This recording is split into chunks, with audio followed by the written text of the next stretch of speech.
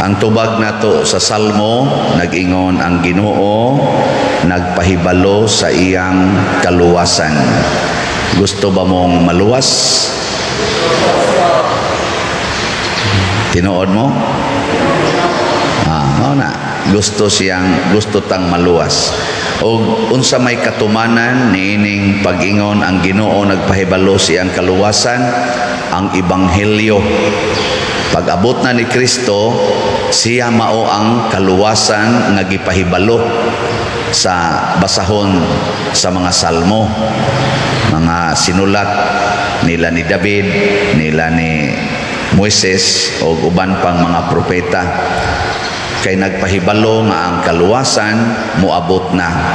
Pero pag-abot na ni Kristo, ang iyang deklarasyon mura magdili dili man kaluwasan, natanawa diri sa paminawa sa tong ebanghelyo.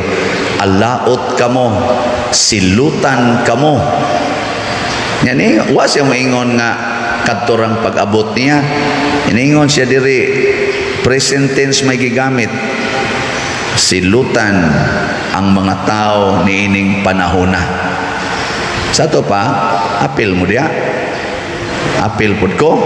Kay karon man ning panahon sige, lingian na imong tupad. Ing na sugot kag silutan sa Ginoo. Sige. Kay karon ba yang panahon wa biya mo ingon nga silutan karong pizza. Sa tong pizza pagsangyaw niya tuig 33 or tuig 30. Di man to mao iyang gipasabot.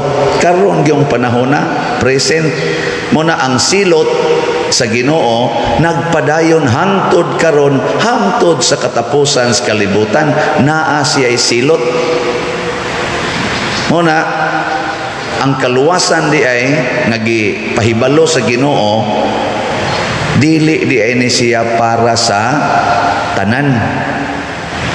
Pero si San Pablo diri sa unang pagbasa niingon siya, daan ang giplano sa Ginoo nga kitang tanan maluwas, nga kitang tanan mahimong iyang mga anak, nga kitang tanan mawalay sala sa iyang atubangan.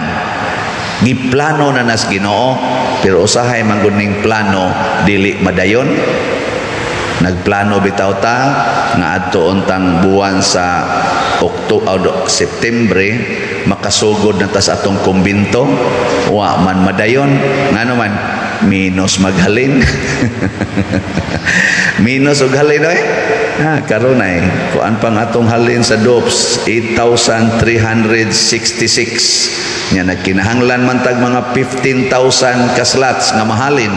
Di kuangan panig mga pila pa may kuwangan mga 6,000 kapin. Di gaplano ta tukod na tag kumbinto.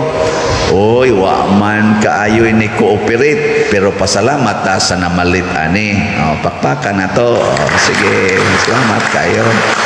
Ang namalit, mao na siya. Pero katong wa mo palit, mao lagi. Wa apil unta sila sa plano, pero saon man, hindi man musubay sa plano. Ang ato sang MMTL kaning special slot nato nagplano bayatang mahurot ni karong October 29. Pila naman lang kaadlaw gikan karon kuan man taron kanang 16 days na lang. 16 days ya ang atong halin 1,935 slots pa naapay 3,065 slots nga wa pa mahalin niya. Madayon kaning atong plano nga mga hatag-tag bugas ngadto sa atong mga 2,500 ka mga kabus nga pamilya. Madayon sa kaning atong plano nga muhatag tag kahigayunan nga matabangan nga ma-repair ang atong mapadayon og ka-repair og pagpanindot ang atong mga kapilya. Pinaagi niining maong okasyon. Ambot lang ka, madayon ba? Depende sa kooperasyon ug mahurot ba ning 3,065 ka slots. Pero niining 1,935 ka slots nga nahalin sa atong MMTL, adako na kay ni kalipay ato gyapong pakpakan. Di ba? pakpak lang sa apil ang katong wa mo palit kay haron mo palit sad mo puhon. Pasabot di ay ang plano sa Ginoo nakitang tanan maluwas, pero dili siya mamugos nga ang tanan mosubay sa dalan sa kaluwasan or mo avail sa kaluwasan. Balayar ko na itong una yun, pabaksin mo. Pabaksin. Anagi o bandi yun magpabaksin. Pero available na unta ang vaccines nga mga tuan, vaccines. Oh, pero di man pabaksin ang uban. Wow, may pugsanay. Ang nakanindot ko sa Ginoo, di mamugos. Di taniya murag baboy ba nga guroyon gyud taniya ngadto sa ihawan. Ang Ginoo maghuwat nga kita maoy mo sunod. Igo ra siyang mo pahibalo. Unsa goy pahibalo? Para nako karon nagpahibalo ko, pamalit na mo og slot. Ana, ang mopalit malangit. Nagpahibalo ra, depende kay imong dawaton ug sundon ang gipahibalo. Di ko na be, lingi ay mong tupad. Ing na mosunod kas gipahibalo. Or nagpalibagbag lang. Ug unsa may gi-emphasize ni Kristo sa iyang pag-ingon, silutan ang katawhan ining panahona karon, idak-og kaninyo ang sala sa mga pagpatay sa mga propeta, sukad pa kaniadtong pagpatay ni Abel hangtod sa pagpatay ni Zacarias kadtong propeta nga gipatay diha kunos taliwala sa halaran, hangtod pagpatay ni Juan nga magbubunyag nga giputlan sa liog didto sa prisuhan, giputlan ni Herodes liog. Idakdak nato kinsa may iyang gipasabot ni ini. Ibaw mo? Ikatulong lingi sa imong kauban na sa imong paminaw, ikaw kahigi pasabot ani. Kinsa kay dakdakan aning silota, ikaw kaha? Oh, ito importante na oy. Ako kaha mo'y dakdakan ani. Posible. Ug unsa maning gisaway ni Kristo, ingon siya naghimo mo mga nindot kaayong mga lubong sa mga propeta nga gipatay sa inyong katigulangan. Naghimo mo nindot nga lubong. Gisaway niya ang paghimog lubnganan nga nindot sa mga propeta nga gipatay sa ilang katigulangan. Ngano man si Kristo mga igsoon nagtan-aw sa kasing-kasing sa naghimo ato. Kinsa man sila? Ang mga Pariseo ug ang mga leaders, mga elders sa simbahan ni atong panahona. Kinsa man ni sila? Ang nanaglagot kaniya, naglagot ni Hesus. Mga Pariseo nagbiay-biay o gisaway nila pag-ayo si Hesus ang mga magtutudlos balaod ug ang mga Pariseo. Pasabot maghimo ta og kunuhay simbolo sa atong pagtuo nga nindot sama ni atong simbahan. Nindot ba ni? Nindot no? O nindot oy. Pero ang atong kasing-kasing liwat sa mga Pariseo o mga magtutudlo sa balaod ni atong panahon ni Hesus, silutan ta. Nagabutang-butang ta dinhi og nindot nga simbahan ang atong altar San Vicente Ferrer nga gisakit og maayos una, gilotos. Butangan pa nato diri og Hesus nga nagdupa, nga gipatay, kunuhay. Kunuhay gipatay gyud nya kunuhay maghimo-himo ta aning simbahan nga siya maoy sentro ang mahal nga Birhen Maria nga gimartir kuyog sa iyang anak. Unya ang atong kasing-kasing wa mahigugma sa kinabuhi nila, nahigugma ra ta aning simbahan nga atong gibuhat nya, proud kay kunuhay ta aning nindot ang simbahan atong nabuhat, pero ang atong kasing-kasing wa maliwat sa atong gihimuan aning maong simbahan. Sawayon ta ni Kristo. Ang gusto dahil ni Kristo, paghimo mog nindot nga lubong, pero ninduta pod ang inyong kasing-kasing nga muhaong sa gilubong diha dili lang kay magpagarbo mo nga nindot kog nahimo tungod kay nakatukod ko aning simbahan, tungod kay nakapalit kog pila ka slots anang gikuan ni Padre Siano diha nga mga projects nya proud nako, tungod kay nakadonate kog pila ka ektaryang yuta sa simbahan, proud nako, nindot na kayong simbahan kay ako'y ga-sponsor ana. Pero ang imong kasing-kasing liwat sa mga Parisiyo. Unsa man tong kasing-kasinga, puno sa sala. Ang sala mo'y gusto ni Kristo nga mawagtang una patamutukod.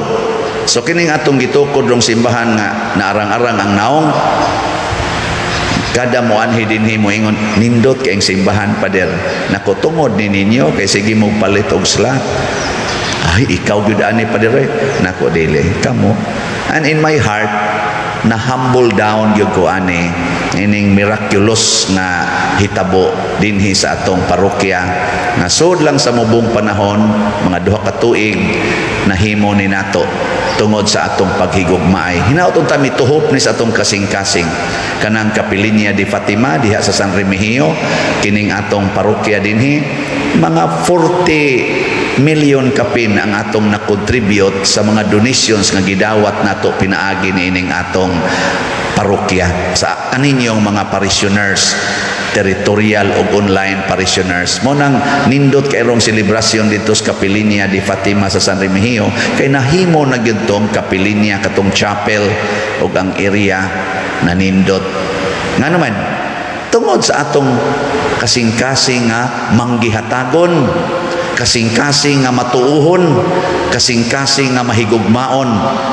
Og kung maunay atong gamiton nga kasing-kasing sa pagtukod og mga structures nga nindot para sa atong pagtuo og para sa mga santos nga mga martir, malipay ang Ginoo, mahimo ta niyang anak.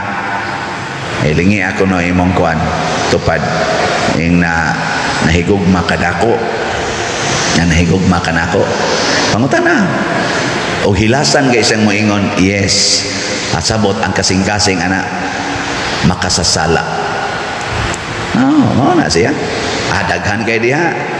Kaning gasulo og ingon ani, apil na ning nagwali karon na wali-wali lang pero wa mo kakita sa kasing-kasing ani. Apil na tong lektor dire, tong kanta-kanta. Otro sa to. Pakapin pa na nato mga madre ka na nagbilo-bilo ba?